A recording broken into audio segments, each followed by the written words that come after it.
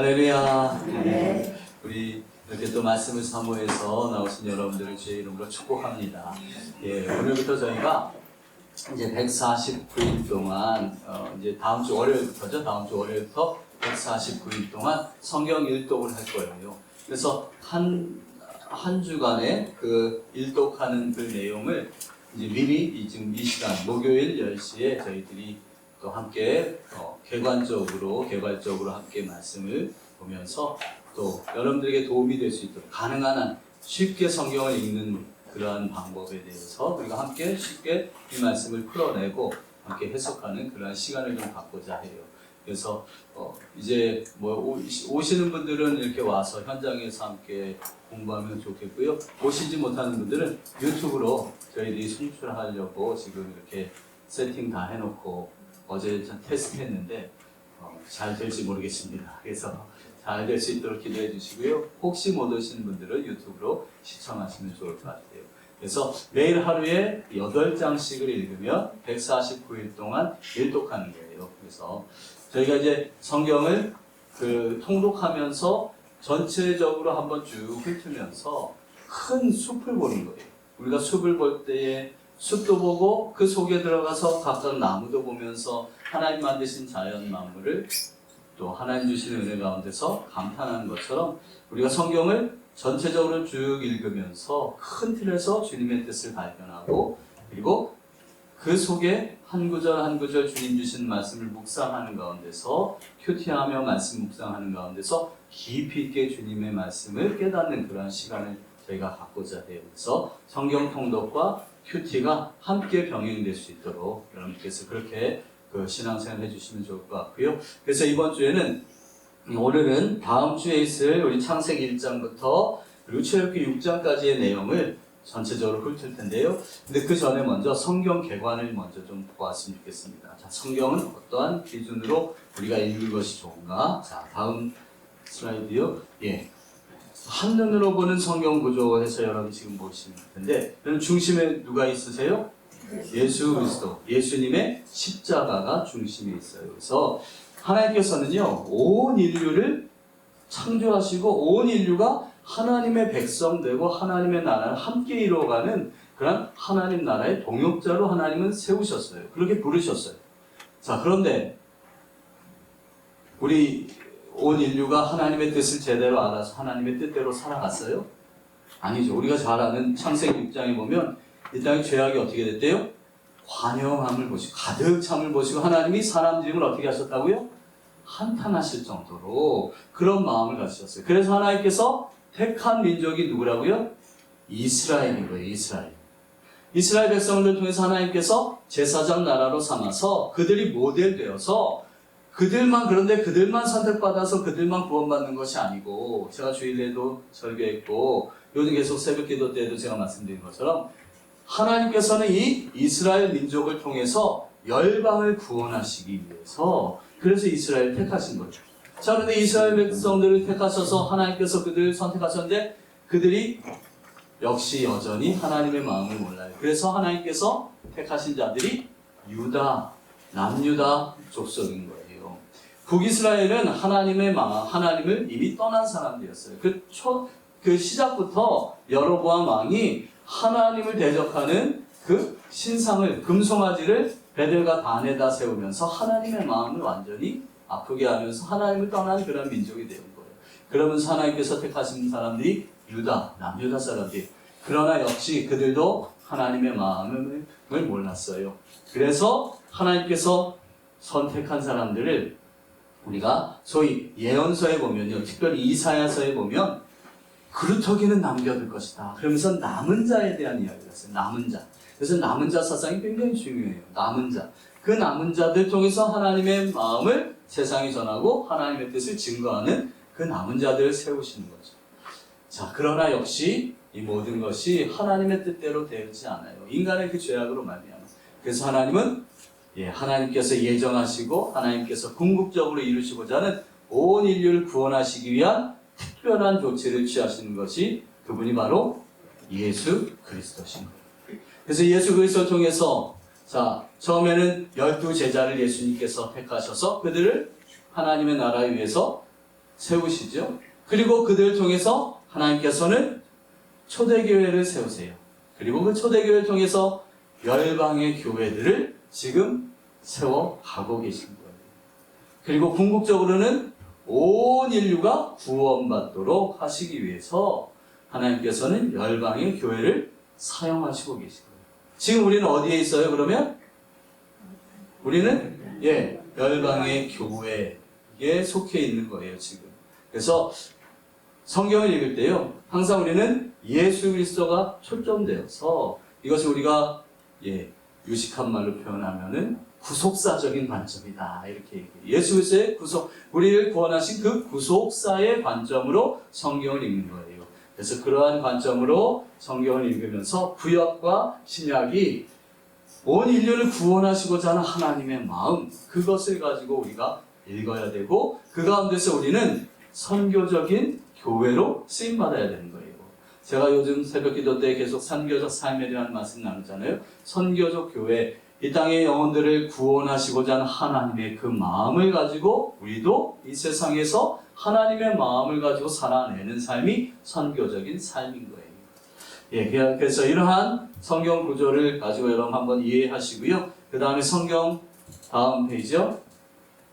성경의 구성. 이거 우리가 너무나도 잘 아는, 특별히 이제 우선 이번에는 계속 구약 성경을 먼저 봐야 되니까요. 우리 구약 성경에 대한 구성에 대해서 함께 이야기를 나누겠습니다. 자, 구약 성경 크게 세 가지로 나눠요. 첫 번째는 역사서, 그리고 시가서, 그리고 예언서. 자, 역사서에는 뭐가 있어요? 이게 있어요. 그래서 창세기, 출애굽기, 레위기, 민수기, 신명기, 여호수아, 사사기, 룻기, 사무엘 상하, 열왕기 상하, 역대 상하, 에스라, 느헤미야, 에스더. 자, 그리고 시가서는 욥기, 시편, 잠언, 전도, 아가서. 그리고 예언서에는 대예언서와 소예언서. 그럼 대예언서와 소예언서를 나누는 기준이 뭐예요? 대예언서는 아주 위대한 선지자, 그래서 대예언서예요. 대선지자? 그런 의미 아니에요. 분량이 많으면 대예언서라고 그렇게 표현하는 거예요. 그리고 분량이 작아서 소예언서. 그래서 이렇게 크게 세 가지로 구성되는 거예요. 이건 우리가 너무나도 잘 아는 내용이잖아요. 자, 그 다음 넘어가겠습니다. 자, 여기서 이제 여러분께서 좀 많이 중요하게 성경을 이해하기 위해서 이게 굉장히 중요해요. 우리가 먼저 우리 구약 성경을 10개의 시대로 한번 먼저 나누는 거예요. 10개의 시대로. 그래서 밑에서부터가 시작이에요. 자, 밑에부터 한번 읽어볼까요? 시작. 창조시대, 두 번째, 족장시대, 세 번째, 출애굽과 광야, 네 번째, 정복시대, 다섯 번째, 사사시대, 그리고 여섯 번째, 안일 왕국시대, 일곱 번째, 분열 왕국시대, 그 다음 여덟 번째, 포로시대, 그리고 포로기한시대, 식묵시대. 이렇게 10개의 시대로 나눠요. 이거 제가 나중에 프린터해서 나눠드릴게요. 이거 성경책에다 하나 끼워놓으시고 이 기준에 따라서 구약 성경을 보시면 좋아요. 자, 그래서 요 다음 페이지 한번 봅시다. 먼저 중요한 것이요, 뼈대를 세우셔야 돼요. 뼈대. 그러니까 뼈대라는 것은 역사적인 사건들에 의해서 기록된 역사서로 보시면 돼요. 우리 역사서, 아까 얘기했던 역사서 가운데는 창세기, 출애굽기, 레위기, 민수기, 신명기, 이건 모세오경 해가지고 5가지잖아요. 근데 여기서 보면 모세오경 중에서 지금 뭐가 빠졌어요? 창세기, 출애굽기, 민수기는 있는데 레위기 없고 신명기 없잖아요. 그거는 뼈대가 아니라는 거예요. 왜, 무슨 말이냐면 뼈대라는 거, 뭐 중요하다, 안 하다 그 얘기하는 게 아니에요, 지금. 역사를 이해하기, 성경을 읽기 편하게 하기 위해서 시대적으로 구분해서 역사적인 사건들을 먼저 나열해 놓은 거예요. 그래서 창세기는 창조시대와 족장시대의 이야기예요. 그것이 기록된 것이 창세기고요. 그리고 출애굽과 광야 그 생활, 출애굽하고 광야의 40년 동안의 그 삶을 역사적으로 기록되어 놓은 것이 바로 어디예요? 출애굽기와 민수기. 자, 그러면 레위기하고 신명기는 빠졌는데 그럼 레위하고 신명기는 뭐예요? 자, 레위기하고 신명기는 뼈대 가운데서도 한마디로 곁다리로 옆에 붙어 있는 거예요. 왜요? 레위기는 뭐예요? 한마디로 뭐에 관한 말씀이에요? 뭐에 관한 책이에요? 제사 뭐 이런 거 다 그러니까 제사. 예, 뭐 나중에 제가 설명하겠지만 레위기는요 거룩에 관한 말씀이거든요. 근데 그 거룩하기 위해서 너희가 뭘 해라? 율법을 지켜라. 그래서 율법을 주신 것이 레위기예요. 레위기는 율법에 관한 말씀이에요. 그러니까 법이에요, 한마디. 법. 법이니까 법전이니까 이게 역사예요, 아니에요? 역사는 아니죠. 역사적인 사건 가운데서 하나님이 주신 말씀이 레위기예요. 그래서 이거는 이제 여기 뼈대 가운데서 이렇게 먼저 이걸 세우고 그 옆에다 이렇게 세우시면 돼요. 그러면 신명기는 뭐예요? 그러면 신명기라는 말이 그 인도네시아 말 굉장히 쉬운데 신명기는요 울랑이라고 표현하고 울랑이라는 뭐냐 반복하다. 울랑한다. 인도네시아 말이 그래요. 울랑한다는 말이 반복한다는 말. 무슨 말이냐면요 모세가 이제 가나안 땅에 들어가기 직전 이스라엘 백성들 출애굽한 2세대들이에요. 1세대가 여기서 굉장히 중요한 게 신명기는요 출애굽한 2세대들에게 주는 말이에요. 1세대들 다 40년 동안 광야에서 죽었어요. 60만 3,550명이 출애굽했는데 남자만 장정만. 근데 그들이 다 죽었어요. 누구만 빼고? 여호수아와 갈렙만 빼고. 그리고 20세 이하에 있는 2세대들만 남아있어요. 그 사람들에게 너희 조상들이 어떻게 했고 너희 조상들이 어떻게 생활했기에 하나님이 너희를 심판하시고 책망하셔서 40년 동안 우리가 왜 이 광야 생활했는지 이런 쭉 역사적인 이야기를 설교 형식으로 반복한 이야기가 그 말씀이 바로 신명기예요. 그러니까 신명기는 역사서이 아니에요? 역사의 이야기야. 역사서 안에 들어있지만 역사적인 사건을 다시 한번 풀어주는 설교문이라고 보시면 됩니다. 설교. 그래서 우리가 이것을 옆에다 놓고 뼈대를 먼저 세우는 거예요. 그래서 뼈대 가운데서 그 정복시대는 여호수아 그리고 사사기. 자, 그럼 룻기는 뭐예요? 룻기의 배경이 뭐예요? 룻기의 배경이 사사시대에 있었던 이야기예요. 사사시대. 그래서 룻기는 다윗의 조상이 다윗은 누구로부터 시작이 되었는가? 룻과 보아스를 통해서 다윗이 그 계보에서 나왔다. 그 얘기하면서 룻과 같은 그런 순전한 믿음 가지고 하나님을 택해라. 그 말씀을 하기 위해서 한마디로 첨가된 그러한 말씀이 룻기인 거예요. 룻기는 역사의 그 사건들의 그 연대기순으로 나와 있는 그런 말씀이 아니에요. 그냥 한마디로 하나님께서 다윗을 택하시고 그 다윗을 이 땅 가운데 보내셨던 그 조상의 이야기가 한마디로 그 곁다리로 붙어있는 말씀이 룻기인 거예요. 그리고 이제 그 다음 다니엘 왕국 시대 사무엘상, 사무엘하, 그리고 이제 열왕기상에서 분열왕국이 시작되잖아요. 다윗의 아들 솔로몬, 그리고 솔로몬까지는 다니엘 왕국이지만 솔로몬의 아들인 누구요? 르호보암 때에 그때의 남왕국하고 북왕국이 나눠져요. 그래서 북왕국에는 여로보암 1세가 이제 왕으로 등극해서 그런데 그때부터 북이스라엘은 베델과 단에다가 금송아지를 놓고 거기에다가 제사 지내며 하나님의 뜻하고는 전혀 상관없이 나라가 이루어지고 있는 거예요. 그래서 이제 분열왕국 시대에는 열왕기상, 열왕기하. 자, 그러면 역대상과 역대하는 뭐예요? 역대상과 역대하도 역시 역사 이야기예요. 그런데 이 내용은 뭐랑 똑같아요? 역대상은 사무엘상, 사무엘하의 내용과 아주 흡사해요.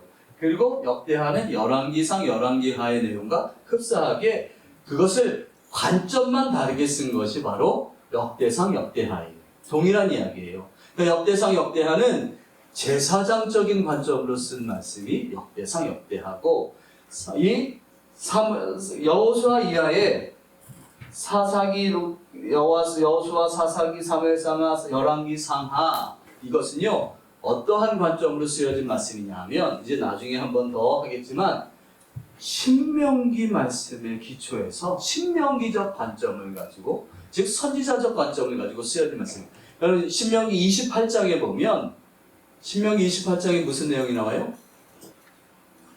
복과 저주에 관해서 나왔습니다. 복에 관해서는 너희가 하나님의 말씀 이 계명을 잘 지켜 행하면 들어와도 복을 받고 나가도 복을 받고 떡감주에 복을 받고 뭐 이런 말씀 있잖아요. 그거 잘 아시죠? 그런데 여러분 저주의 말씀이 몇 배가 더 많은지 아세요? 복의 말씀이 더 많을까요? 저주의 말씀이 더 많을까요? 저주의 말씀이 3배가 더 많아요. 그것을 기준해서 그 신명기 28장의 말씀에 기준해서 그리고 그 말씀의 기준에서 역사를 풀어서 쓰여진 것이 바로 여호수아서, 사사기, 사무엘상하, 열왕기, 상하의 말씀입니다. 여러분 아주 대표적인 예가요. 신명기 28장의 그 말씀 너희가 하나님의 말씀을 그대로 청종하고 그 말씀대로 순종하면 너희가 복을 받을 거야. 여호수아서에서 제일 먼저 나오는 그러한 놀라운 기적이 있어요. 뭐가 있어요? 이스라엘 백성들이 가나안 땅에 이제 들어갔어요. 들어가기 전에 들어가려니까 요단강이 있잖아요. 그게 어떻게 됐어요? 요단강이 갈라지는 역사가 하나님의 말씀대로 순종해서 제사장들이 법궤를 메고 강의 발을 디디자 바로 그 요단강이 갈라지는 그런 기적이 일어난 거예요. 하나님 말씀대로 순종했더니 그리고 자 여호수아서에서 가장 먼저 나오는 그 성읍이 어느 땅이에요? 가장 먼저 정복했던 성읍? 어디예요? 우리가 너무나 잘 아는? 여리고성. 자 여리고성 어떻게 물질렀어요? 이 사람들이 막 싸워서 이겼어요? 아니요. 한 거 하나도 없어요. 하루에 한 바퀴씩 그러니까 하나님 말씀하신 대로 그냥 하루에 한 바퀴씩 도는 거예요. 그리고 마지막 날, 일곱째 날, 7바퀴를 돌고 하나님 말씀한 대로 소리만 질러라.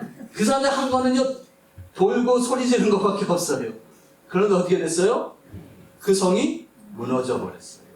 하나님 말씀대로 순종했더니 그대로 이루어졌다. 그게 바로 신명기 28장의 말씀의 기준에서 그렇게 쓰여진 말씀들이 역사서 여호수아 이하의 모든 역사서의 말씀이에요. 그 기준으로 여러분께서 성경을 읽는 거예요. 네. 그리고 이제 포로 시대에 들어가서의 말씀은 이제 다음 계속해서 다 넘겨주세요. 네. 예, 시가서의 살붙이기. 예. 이거는 이제 이건 나중에 제가 다시 한번 설명하고요. 오늘은 너무 시간이 없으니까 다 설명하려면 다음. 예. 이 예언서의 말씀은 분열왕국 시대부터 시작이 돼요. 분열왕국 시대부터 하나님의 뜻을대로 살지 못하는 이스라엘 그 민족들, 특별히 북이스라엘, 남유다에 대해서 하나님께서 선지자들을 보내서 하나님께서 심판하실 것이다 경고하시는 그런 메시지가 이 선지서의 말씀이에요. 여기 나머지 12개 그 책이 요거라는 얘기예요. 여기부터 시작한다는 얘기가 아니라 그래서 분열왕국 시대에 가장 많은 선지자들이 활동했고요. 그러면서 맨 마지막 선지자가 누구예요? 남유다가 망하기 전에 선지자? 눈물의 선지자? 예레미야. 예레미야는 이스라엘 그 남유다 예루살렘 성이 무너지는 것을 직접 목도해서 눈물로 하나님 앞에 눈물을 흘리며 그렇게 기도했던 사람. 그래서 그가 쓴 마지막 책이 뭐예요? 예레미야 애가. 예. 그리고 그 이후에 포로 시대에 지어졌던 예언서가 바로 다니엘서와 에스겔서와 다니엘서. 그리고 포로 기환에서 지어진 내용이 느헤미야. 역사서로 하면 느헤미야, 에스라, 에스더의 이야기. 에스더 역시도 한마디로 불임절에 관한 그러한 내용이 에스더서의 내용인 거예요. 자, 그래서 요거는 제가 틈틈이 여러분들에게 다시 설명해드리고 계속해서 설명해드리고 귀에 못이 박히도록 설명해드려서 그래서 성경을 쭉 그러니까 이것만 봐도 성경이 이렇지 기억할 수 있도록 제가 도와드릴 거예요. 그래서 오늘은 여기까지. 이것 다 얘기하면 몇 시간을 해야 돼서 그래서 여기까지. 요거는 이제 제가 그래서 표로 여러분들에게 다 나눠드릴 거예요. 그럼 성경책에다 딱 껴놓으시고 보시면서 성경을 읽으시면 돼요. 자, 그 다음 넘어가겠습니다. 그래서 오늘은 이제 우리가 모세오경의 말씀을 함께 좀 공부할 거예요. 자, 왜냐면 이제 다음 주에 읽을 말씀이 창세기 1장부터 출애굽기의 말씀이잖아요. 자, 그러면 모세오경. 자, 모세오경이 우리가 죄송해요. 창세기를 읽을 때라고만 써놨네. 자, 우리가 창세기를 읽으면서 모세오경이라는 표현을 먼저 생각해 봐야 돼요. 자, 모세오경은 무엇을 모세오경이라고 그래요? 율법서를 모세오경이라고 그러잖아요. 자, 한번 같이 읽어볼까요? 시작. 창세기, 출애굽기, 레위기, 민수기, 신명기. 자, 그러면 이 모세오경이라고 우리가 이야기하는 이유가 뭐예요? 여기 나와 있는 대로 율법서의 저자가 누구라는 것을 우리가 인정하는 거예요? 모세다. 모세가 율법서를 썼다. 창세기부터 신명기까지 그것은 모세가 쓴 거다. 그래서 우리가 모세오경이라고 얘기하는 거예요. 뭐 신학적으로 따지면은 뭐 그렇지 않다. 왜냐하면 신명기 마지막에 보면 모세가 죽은 이야기가 나오잖아요. 그걸 어떻게 모세가 썼냐 이렇게 얘기할 수 있으니까. 아니 뭐 그런 거 저는요 여러분들에게 여러분이 신학생이 되라고 지금 강의하는 게 아니에요. 우리는 신학생 되는 게 아니에요. 성경을 잘 읽기 위해서 재밌게 읽고 편하게 읽고 쉽게 읽기 위해서 지금 이거 하는 거예요. 그러니까 여러분들의 관점에서 저는 강의할 거예요. 그래서 모세오경은 모세가 썼다고 우리가 인정하는 거예요. 자, 그러면 그 다음 뭐 보여주세요. 자, 전사라는 말이 있어요. 선사라는 것은 뭐예요? 역사 이전의 역사예요. 지금 무슨 말이냐면요. 자, 모세오경을 누가 썼다고 다시 한번? 모세가 썼어요. 자, 그러면 모세는 언제 시대 사람이에요? 아까 창조시대, 족장시대, 출애굽과 광야시대 있었잖아요. 거기 모세는 어디에 속하는 사람이에요? 출애굽과 광야시대 사람이에요. 그러면 모세가 창조시대하고 족장시대에 살았어요? 안 살았어요? 안 살았어요. 자, 모세오경을 모세가 썼다. 그러면 모세 전의 이야기는 역사예요? 역사 이전의 역사예요? 역사 이전의 역사인 거예요. 역사라는 것은 지금 그가 존재하면서 그 사실을, 그 과정을 기록한 것이 바로 역사예요. 그러니까 지금 모세가 지금 살고 있는 삶의 정황에서 쓰여진 것은 출애굽기가 맞아요.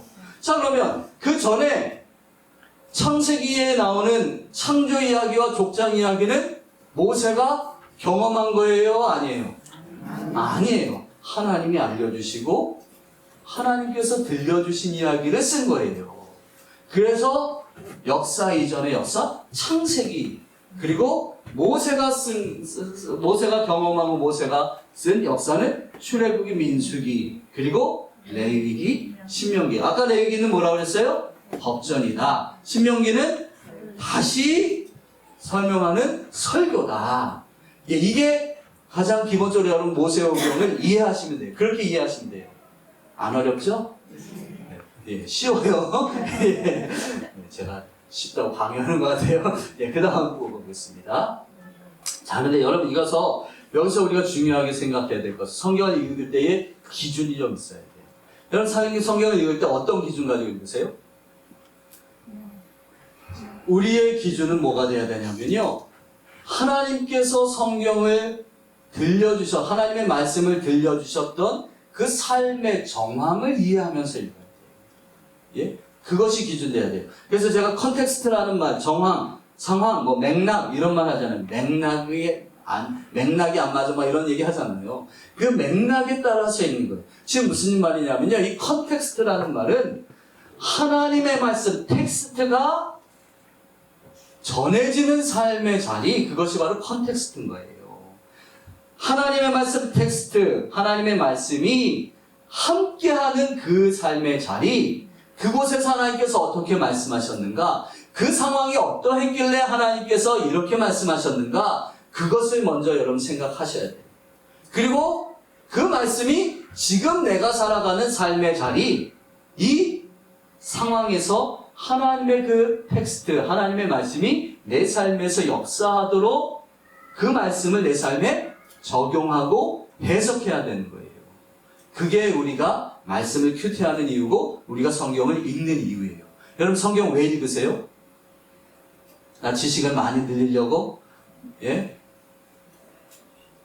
모세 아버지가 누군지 누구예요? 갑자기 물어보니까 모르시겠죠? 예? 그런 거 알려고? 그냥 지식만 알려고? 아니요, 그거 아무 의미 없어요. 모세 아버지가 누군지 어떻게 알게 뭐예요? 뭐 솔직히 말하면. 예? 중요한 것은 그 모세 아버지가 어떤 심정으로 모세를 나일강에 그 엄마 요게벳하고 함께 그 나일강에 보냈는가, 그게 중요한 거죠. 그 삶의 정황 가운데서 그렇게 고통 가운데서 하나님께서 허락하신 귀한 아들을 보내야만 하는 그 삶의 정황이 얼마나 눈물 아프겠어요. 지금 내 삶이 만약 내 자녀를 바라보면서 그렇게 아픔 가운데 있다면 그의 그 신앙을 가지고 내가 그 말씀을 바탕으로 내가 하나님 앞에 어떻게 기도할까? 그게 나의 삶에 적용되어지는 말씀인 거예요. 모세 아버지 엄마의 이름 몰라도 돼요. 그 사람들의 삶의 정황 가운데서 하나님 주시는 그 말씀 안에서 그들을 양육했던 그 신앙을 내가 지금 살아가는 나의 삶의 현장에서 그것을 행하면서 살아가는 것이 중요한 거예요. 무슨 말씀인지 아시겠죠? 예? 어려워요? 안 어려워요. 절대로 안 어려워요. 예. 자, 그렇게 적용하면서 이게 제가 보냈더니 깨져서 보내졌네요. 하여튼 예. 아까는 잘 맞았는데. 예. 자, 어쨌든 간에 그래서 모세와 이스라엘 백성의 그 삶의 자리, 여러분 그 모세가 하나님, 우리가 창세기를 읽으려면요, 모세가 왜 이 창세기를 썼는가에 대해서 여러분 이해하셔야 돼요. 자, 모세가 그리고 이스라엘 백성들이 있었던 그 삶의 자리, 그 정황 가운데서 하나님께서 지금 창세기의 말씀을 알려주신 거예요. 자, 우리 함께 출애굽기 3장 13절 한번 보십시오. 오실 때 항상 성경책 가져오셔야 돼요. 예, 출애굽기 3장 13절 함께 읽어볼까요? 출애굽기 3장 13절 같이 읽어보겠습니다. 시작. 네, 다시 한번 시작. 모세가 하나님께 아뢰되 내가 이스라엘 자손에게 가서 이르기를 너희의 조상의 하나님이 나를 너희에게 보내셨다 하면 그들이 내게 묻기를 그의 이름이 무엇이냐 하리니 내가 무엇이라고 그들에게 말하리까. 지금 이거 누구에게 말하는 말이에요? 모세가 지금 하나님께 물어보는 거예요. 자, 하나님께서 모세가 양을 치던 그 가운데서 떨기나무 가운데서 그 불꽃 가운데서 나타나셨어요. 떨기나무가 불이 타는데 지금 불꽃이 올라가는데 타지는 않아요. 그때 하나님께서 모세를 부르셨을 때 네가 선 곳은 거룩한 땅이니 내 발에서 신을 벗어라. 그때 하나님을 만났어요. 그래서 하나님의 명령을 들어요. 뭔 명령을 들어요? 하나님이 주신 사명이 뭐예요? 내 백성 이스라엘을 애굽에서 데리고 나와라. 그게 모세에게 주신 하나님의 명령이고 하나님께서 주신 사명이에요. 자, 그런데 지금 모세가 뭐라고 말해요? 3장 13절에 하나님, 제가 이스라엘 백성들을 데리고 애굽에서 나가자. 그렇게 얘기하면 그 사람들이 물어볼 텐데 뭐라고 물어본대요? 저에게 물어보기를 그분이 누구냐? 이렇게 물어볼 거라는 거예요. 즉 여기서 우리가 감지할 수 있는 게 뭐예요? 우리가 알 수 있는 거? 모세가 살고 있었던 당시 이스라엘 백성들이 하나님의 존재에 대해서 알았어요? 몰랐어요? 알았어요? 몰랐어요? 지금 여기 보면 이렇게 말해요. 모세가 13절에 모세가 하나님께 아뢰되 내가 이스라엘 자손에서 가서 이르기를 너희의 조상의 하나님이 라고 표현해요. 응? 그러니까 너희의 조상의 하나님은 알긴 아는 거예요? 모르는 거예요? 알긴 알아요. 그런데 잘 모르는 거예요. 알긴 하는데 그분이 누군지도 몰라. 그분의 이름도 몰라. 그냥 아브라함의 하나님, 이삭의 하나님, 야곱의 하나님, 이 정도밖에 몰라. 한 번도 만나본 적이 없어. 한마디로요. 하나님이 몰라요. 하나님이 누군지를 몰라요. 근데 너희 하나님이 우리를 애굽에서 나오라고 그랬어. 그분이 누군데? 이스라엘 백성들이 지금 하나님이 누군지를 전혀 모르는 거예요. 모세마저도 몰라요. 그래서 하나님께서 14절에 보면 이렇게 말씀하세요. 하나님이 모세에게 이르시되 나는 스스로 있는 자이니라. 또 이르시되 너는 이스라엘 자손에게 이같이 이르기를 스스로 있는 자가 나를 너희에게 보내셨다라. 이 스스로 있는 자라는 말이 야훼, 여호와라는 말이에요. 여러분 이 야훼, 여호와라는 어떤 사람들은 야훼라고 그러고 어떤 사람은 여호와라고 그러고 왜 그래요? 히브리말은요 자음만 있어요. 모음은 없어요. 모음은 삶에서 이렇게 늘 익숙한 대로 불려져요. 그러다 보니까 문자는 있는데 읽는 게 다 달라요. 근데 하나님의 이름을 이스라엘 백성들이 불렀을까요? 안 불렀을까요? 여러분 아버지 이름을 막 불러요? 미국 사람들은 그렇게 하지만 우리는 우리 양반들은 안 그러잖아요. 아버지 이름을 막 부르지 않잖아요. 이스라엘 백성들도 하나님 이름을 못 불렀어요. 감히 어떻게 하나님의 이름을 불러요? 그래서 늘 부르던 것이 문자적으로는 그렇게 써놓고서는 그걸 이렇게 읽었어요. 아도나이. 아도나이라는 말은 주님이라는 말이에요. 주님. 그러니까 하나님의 이름이 있는데 이름을 못 부르니까 주님, 아도나이 이렇게 불렀어요. 그러니까 원래 하나님께서는 지금 스스로 있는 자다 이 말이요. 야훼라는 말이에요. 야훼라는 말. 그런데 당시께서 이스라엘 백성들이 어쨌든 그건 나중에 이야기하고요. 자, 그래서 그렇게 하나님을 몰랐던 그들에게 자, 여러분 출애굽기 하나님을 인지하지 못했던 그들에게 하나님을 알려주는 내용이 바로 이 창세기다라는 거예요. 자, 그 다음 장 한번 보여주세요. 그 다음 페이지. 자, 이스라엘 백성들이 여러분 우리가 잘 아는 것처럼 이 지도 굉장히 중요해요. 네? 지도 굉장히 중요해요. 그럼 이 지도 나중에 제가 쉽게 그리는 법도 가르쳐 드릴게요. 네? 지금 가르쳐 드릴까요? 네. 여기 떡이 있어요. 그리고 삼지참으로 찔렀어요. 그리고 여기 족발이 하나 있어요. 돼지 족발. 거기에 침을 뚝뚝 흘리는 그것이 있어요. 이게 이스라엘의 지도예요. 이게 뭐냐면 지중해예요. 지중해. 그리고 이것이 뭐예요? 애국. 이게 나일강. 나일강. 그리고 요게 홍해예요. 홍해. 홍해바다. 그럼 요게 뭐예요? 시나이 반도. 지금 조금 제가 그림을 더 원래는 이렇게 살짝 더 옆으로 가야 되는데 이게 바로 뭐예요? 요단강. 요게 갈릴리 호수, 요단강, 이게 사해바다. 이러면 이스라엘 지도가 다 끝난 거예요. 여기가 이스라엘 땅, 가나안 땅, 그리고 여기가 시나이 반도.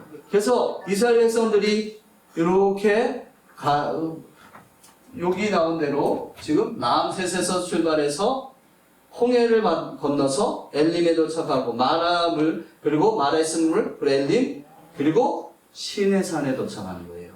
그럼 이 시내산, 이 시내산이 어디예요? 시내산이 좀 아까 출애굽기 3장에 모세가 하나님을 만난 자리가 이 시내산이에요. 네? 여기에서 호렙산이라기도 하고 시내산이라고 그러고. 그래서 이스라엘 백성들이 출애굽한 애굽에서 탈출해서 나와서 60만 3,550명 장정만 60만 3,550명이 이곳을 따라서 이 시내산 시내산 자락, 시내 광야에 그들이 모여 있는 거예요, 지금. 자, 여기에서 이제, 자, 우리 함께 다시 한번, 자, 다음 페이지 넘겨주세요. 그래서, 시내산에 도착했던 것이 출애굽기 19장 1절이, 우리 함께 읽어봅시다. 자, 근데 그 전에 출발할 때부터 한번 볼까요? 애굽을 탈출해서 출발했던 내용이 출애굽기 12장 1절부터 3절이에요. 한번 출애굽기 12장 1절부터 3절을 먼저 보세요. 출애굽기 12장 1절부터 3절. 자, 같이 한번 읽어볼까요? 시작. 여호와께서 애굽 땅에서 모세와 아론에게 일러 말씀하시되 이 달을 너희에게 달의 시작 곧 해의 첫 달이 되게 하고. 여러분 이게 무슨 말이에요? 애굽에서 탈출해 나온 그때 그게 원년이다, 너희의 원년이다, 이렇게 지금 말하는 거예요. 이스라엘이 그동안 430년 동안 애굽에서 살았지만 그거는 이제 이스라엘이라는 나라에서 산 게 아니라 애굽의 종로로 타면서 살았잖아요. 그래서 이제 애굽에서 탈출해 나오던 그때가 너희의 원년이다. 우리 광복 원년 뭐 이렇게 표현하잖아요. 예? 1945년 광복 첫 해. 그래서 우리가 그 건국일 뭐 건국했던 날 이런 것 하듯이 이스라엘의 건국일, 이스라엘이라는 나라의 원년은 지금 애굽에서 탈출해 나온 그 달이요 아비벌이라고 그래요. 아비벌이다. 그리고 그날, 자 3절에 보세요. 시작. 너희는 이스라엘 온 회중에게 말하여 이르라. 이달 열흘에 너희 각자가 어린 양을 취할지니 각 가족대로 그 식구를 위하여 어린 양을 취하되. 이거 뭐예요? 우리가 잘 아는 문설주에다가 피를 바르는 거잖아요. 그러면 죽음이 어떻게 해요? 넘어갔던. 그래서 이걸 6월절이라고 그러잖아요. 6월 패스오버. 그래서 죽음이 넘어갔다. 그날이 바로 우리 부활절이에요. 그날이 예수님께서 부활하신 부활절. 그래서 패스오버, 그게 이제 이날이에요. 자, 이날이 언제 돼요? 그달 열흘. 예? 그날이 바로 6월절이다. 그날 이제 원년 1년 첫째 날, 1년 첫째 달, 그달 출발했어요. 자, 그래서 19장, 출애굽기 19장 1절 보세요. 자, 출애굽기 19장 1절 같이 읽어볼까요? 시작. 이스라엘 자손이 애굽 땅을 떠난 지 3개월이 되던 날 그들이 시내 광야에 이르니라.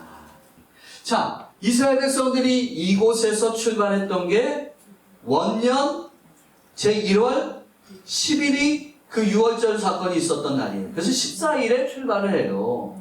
그래서 3개월 만에 어디로 도착한 거예요, 지금? 시내산에 도착한 거예요. 시내산 자락에. 60만 3,550명, 저희, 자녀들까지, 여자들까지 다 하면 200만 명 정도가 지금 이곳에 도착했어요. 거기서요, 그게 바로 언제라고요? 제1년 3월, 3개월 때에 그곳에 도착한 거예요. 3월 달에. 자, 그리고 나서 다시, 자, 출애굽한 이스라엘 백성들이 시내산에 있다가 다시 출발했던 시점이 있어요. 그게 바로 민수기 10장 11절에 나와요. 우리 한번 볼까요? 민수기 10장 11절. 자, 출애굽기 다음에 레위기, 그 다음 민수기 10장 11절. 민수기 10장 11절.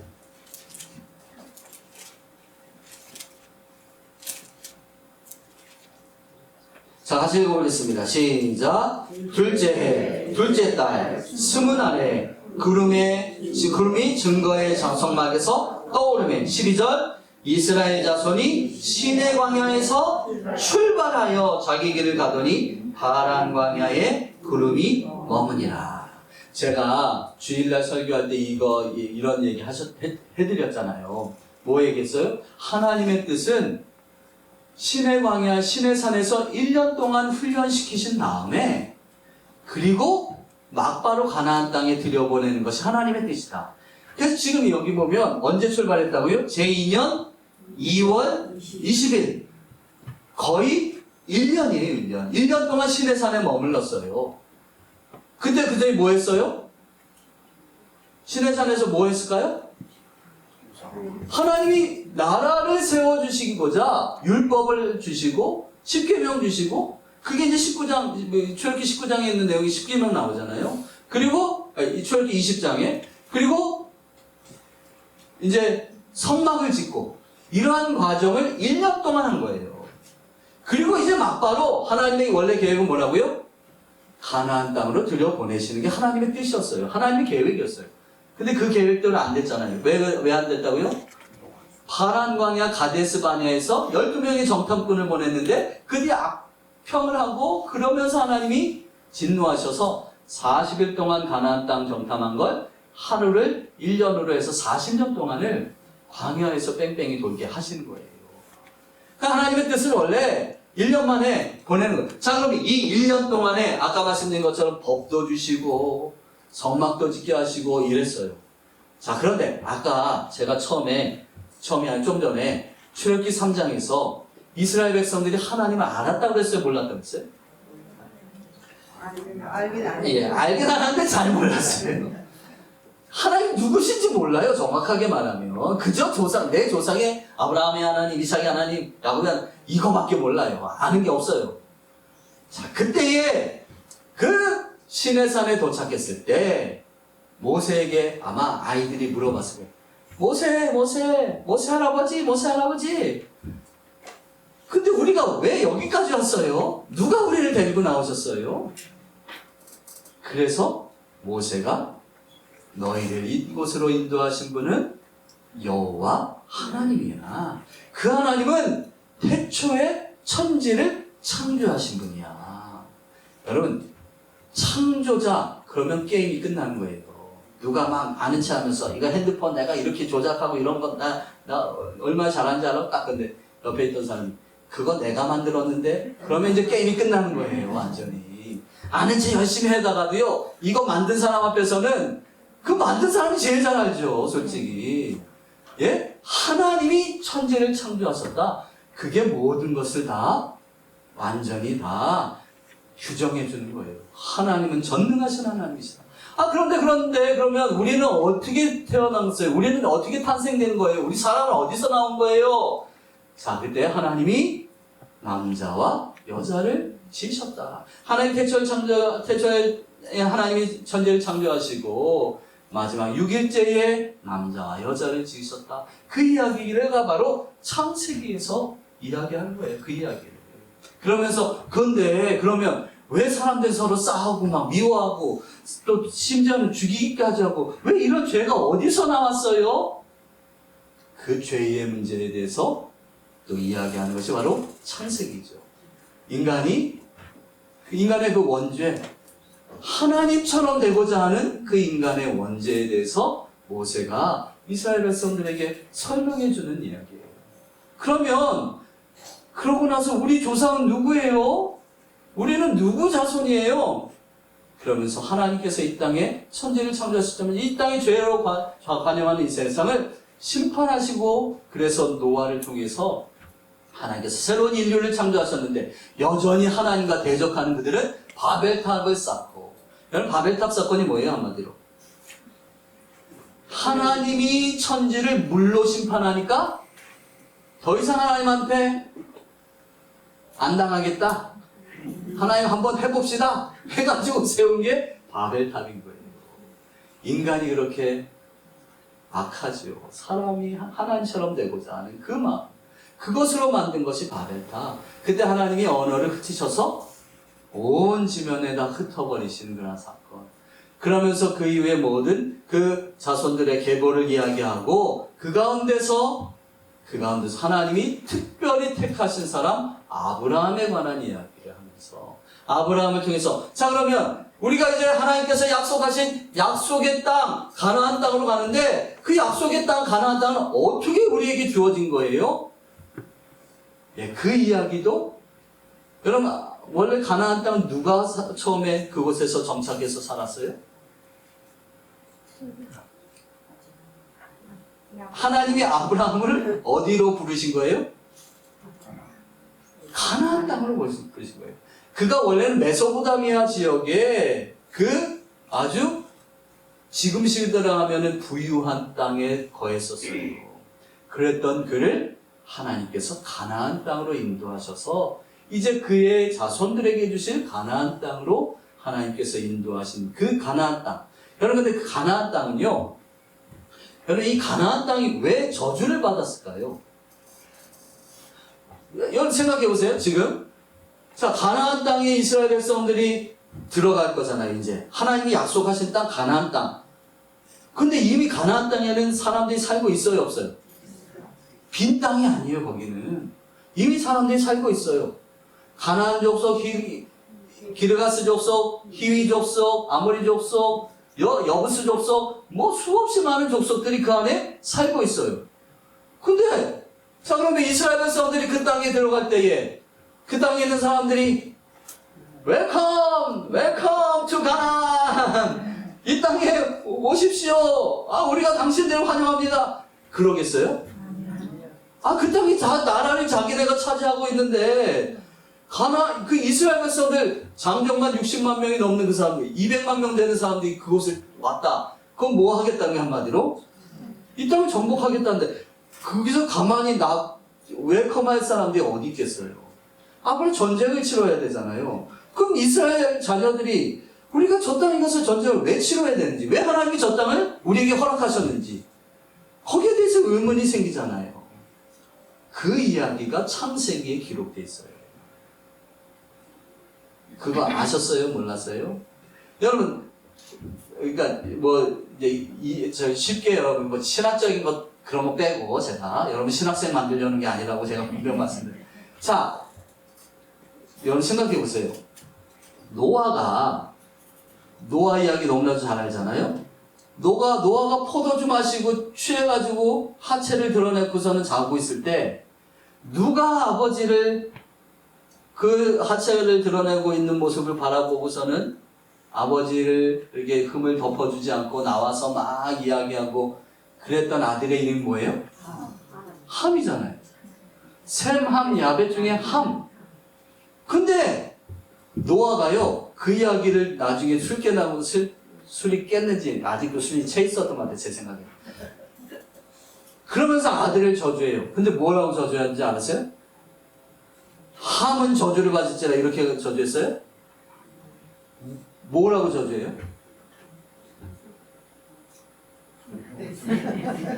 가나안은 저주를 받을지라 이래요. 응? 함한테 저주하는 게 아니고요, 함의 아들이 가나안은 저주를 받을지라 이래요. 왜 그렇게 했을까요? 이건 굉장히 신학적으로 얘기하면 굉장히 복잡하지만 우리가 성경을 쉽게 읽기 위해서 한마디로요, 하나님으로부터 하나님이 바라보시며 정말 악한 민족이 가나안이었어요, 솔직히 그 당시에.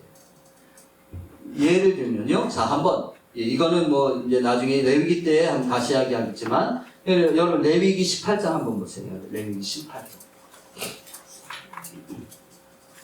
레위기 18장.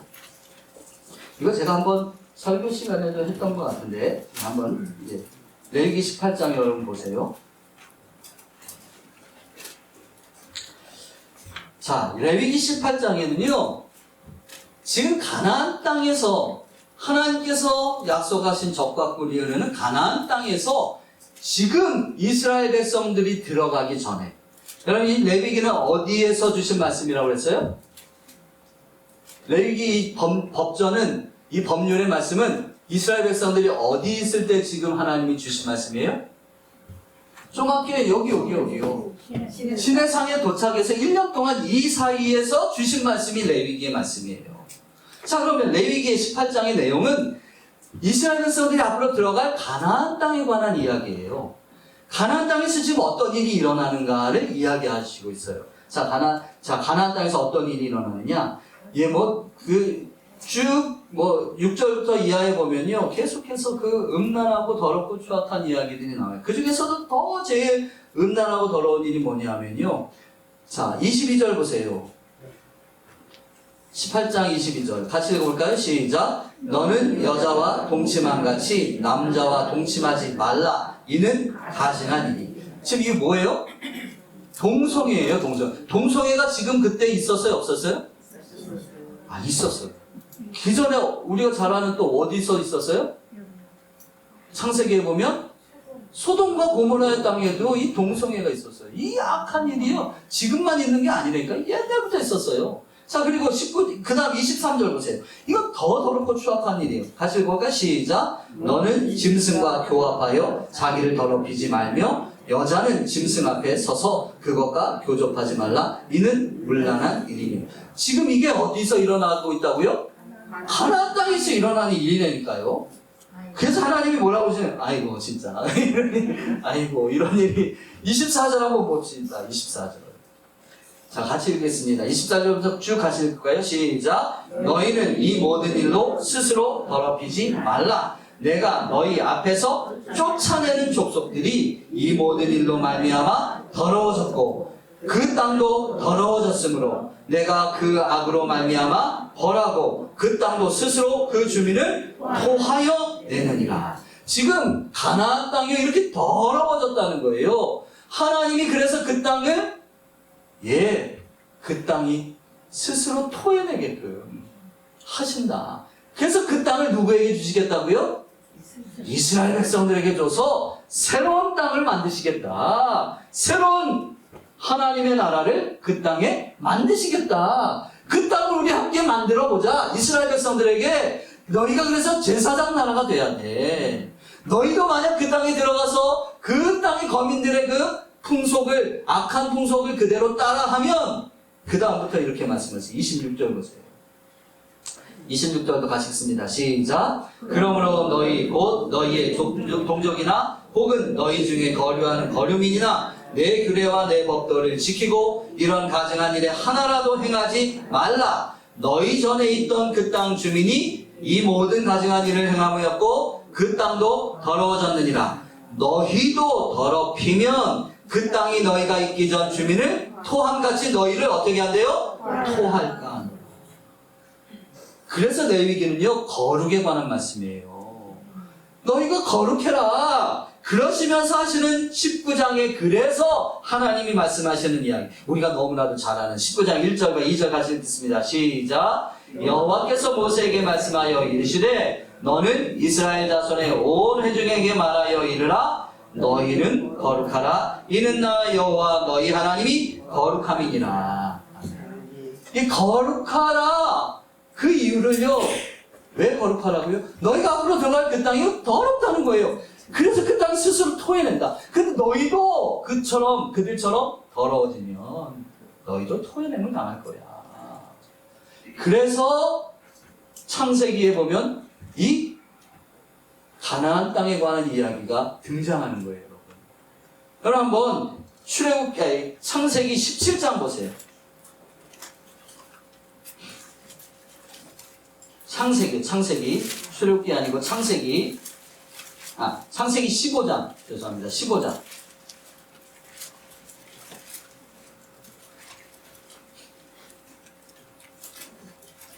창세기 15장. 다 찾으셨어요? 네.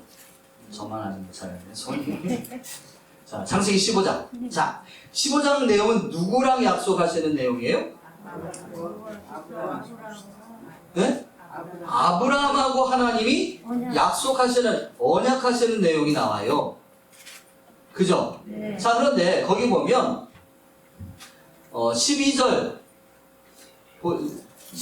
한번 읽어볼까요? 12절부터 같이 읽습니다. 시작. 해질 때에 아브라함에게 깊은 잠이 임하고 큰 불감과 두려움이 그에게 임하였더니 여호와께서 아브라함에게 이르시되 너는 반드시 알라. 내 자손이 이방에서 객이 되어 그들을 섬기겠고 그들은 400년 동안 내 자손을 괴롭히리. 이게 무슨 사건이에요? 애굽에서의 400년, 정확하게는 430년이에요. 430년 동안 애굽 땅에 살게 될 거다. 네 자손들이. 그 자손이 어떻게 해서 애굽에 내려가게 되었어요? 왜 우리가 이 애굽의 종이 되었습니까? 지금 이스라엘 자손들이 물어봐요. 이 이야기를 지금 풀어내는 거예요. 그럼 그 이유가 뭐예요? 왜 애굽의 이스라엘 백성들이 야곱의 자손들이 애굽에 내려가게 되었어요? 네? 그렇죠. 요셉이 애굽에 뭐가 됐어요? 국무총리가 됐어요. 애굽에서 국무총리가 되었던 요셉, 그가 팔리게 된 이유를 요셉은 뭐라고 고백해요? 형들이요, 형들이 아버지 야곱이 이제 세상 떠날 때가 되니까 세상 떠날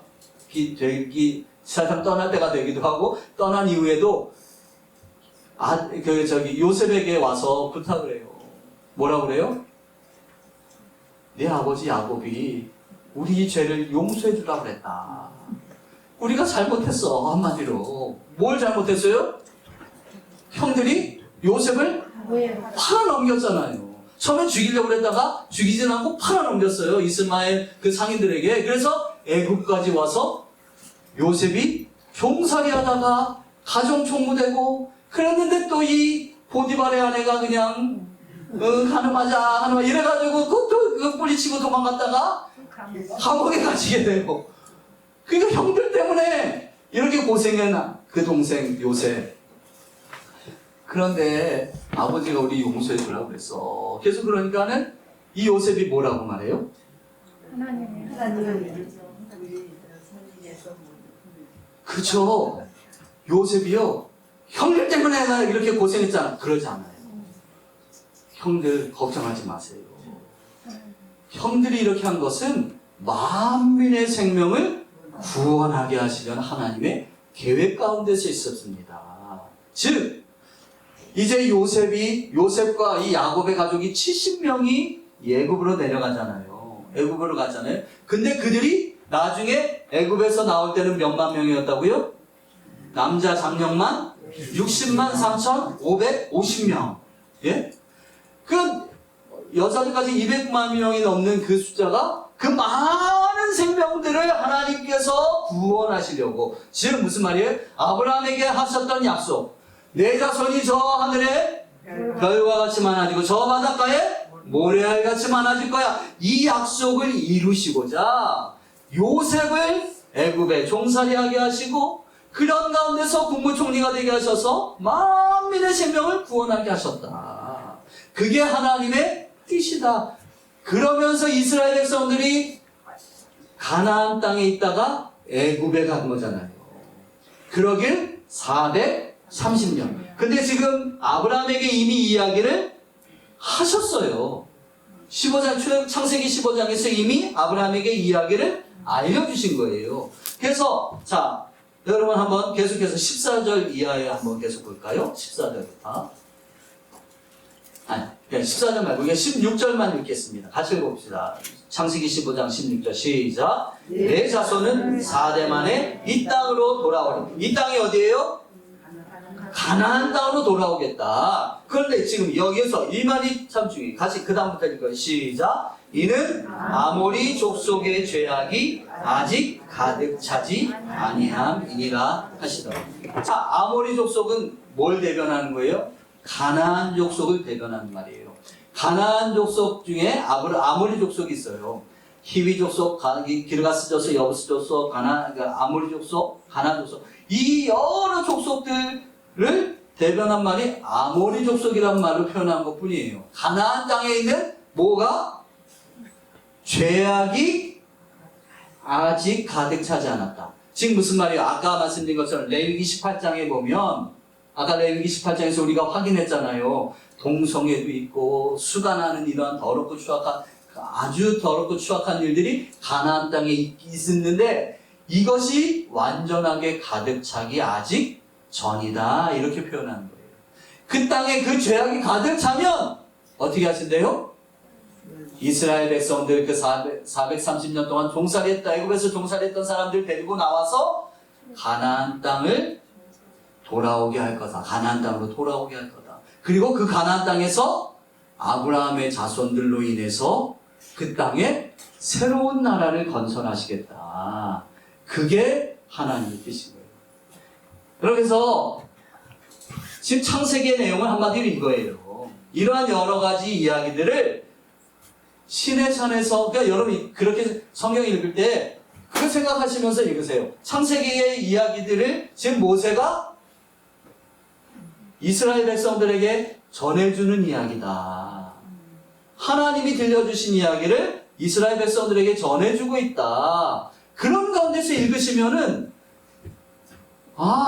인간은 하나님은 누구신가? 인간은 누군가? 또 죄악은 어디서 왔는가? 그리고 하나님께서 왜 가나안 땅을 이스라엘 백성들에게 줬는가? 그리고 그 이스라엘 백성들의 조상이 누군가? 아브라함, 이삭, 야곱의 이야기들 쭉 이야기하시면서 왜 요셉을 굳이 저 애굽 땅의 국무총리로 만들었었는가? 그렇게 읽어내시면 성경이 재밌지 않을까요? 네. 예. 어렵지 않죠? 예, 그렇게 그냥 쭉 그래서 통독하시면 되는 거예요. 예, 그래서 오늘 창세기까지 이야기를 나눴어요. 그래서 출애굽기 앞부분 6장에 있는 내용까지가 아까 제가 말씀드린 그래서 저는 항상 성경을 읽을 때는 원래는 우리가 지금 이제 순서대로 읽지만요, 제가 이제 원래 개인적으로 이렇게 성경 공부시킬 때는 출애굽기부터 이렇게 쭉 읽혀요. 출애굽기의 그 사건을 통해서 하나님 출애굽기가 역사적인 사건이기 때문에 그 역사적인 사건 가운데서 하나님이 모세를 부르셔서 하나님께서 허락하신 그 가나안 땅을 향해서 나아가게 하면서 시내산에서 19장에 딱 멈춰서 제가 그때 다시 창세기로 돌아가서 창세기 1장부터 쭉 읽어요. 그러니까 그 시내산에서 분명히 모세는 하나님에 관한 이야기를 했을 거예요. 하나님 누구신가? 하나님 어떤 분이다? 이 이야기를 쭉 전해주면서 이스라엘 백성들에게 하나님을 알려주고 인간은 누구고 왜 우리가 이 땅에 와야 되고 하나님은 왜 가나안 땅을 우리 이스라엘 백성들에게 허락하셨고 또 그것을 위해서 하나님께서 어떻게 요셉을 사용하셔서 이 땅까지 내려오게 하나 이런 이야기를 쭉 풀어서 읽는 거예요. 성경이 안 어렵죠? 네. 이제 물론 창세기는 물론 재미있는 이야기처럼 우리가 읽으시면 어렵지 않지만 많이들 어려워하는 게 레위기인데 레위기 역시도 아까도 말씀드린 것처럼 그냥 거룩에 관해서 관점을 가지고 읽으면요 그렇게 어렵지 않아요. 제일 중요한 건 하나님의 말씀을 사모하면서 이 말씀을 즐거워하면서 읽으시면 하나님께서 우리에게 은혜 베푸실 줄로 믿습니다. 네. 오늘은 여기까지 하겠습니다. 감사합니다. 다음 주에도 10시에 우리가 모여서 다음 주에는 50분까지 딱 해야 될 것 같아요. 왜냐하면 이제 여기서 경기도의 여전도에 연합회 모임이 있었어요. 제가 딱 50분만 다음 주는 그렇게 하도록 하겠습니다. 예. 우리 목사님이 잘 빠르게 우리 성경 구약 성경 구조도를 이렇게 복사해 오셨습니다. 예. 감사합니다. 제가 기도하고 마치겠습니다.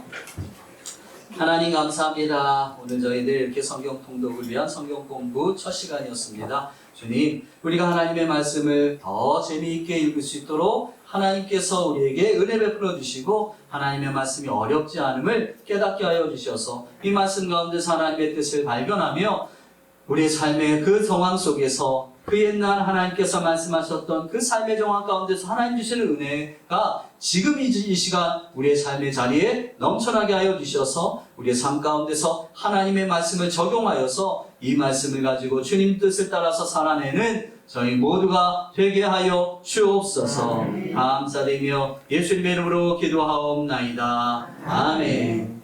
수고하셨습니다. 감사합니다.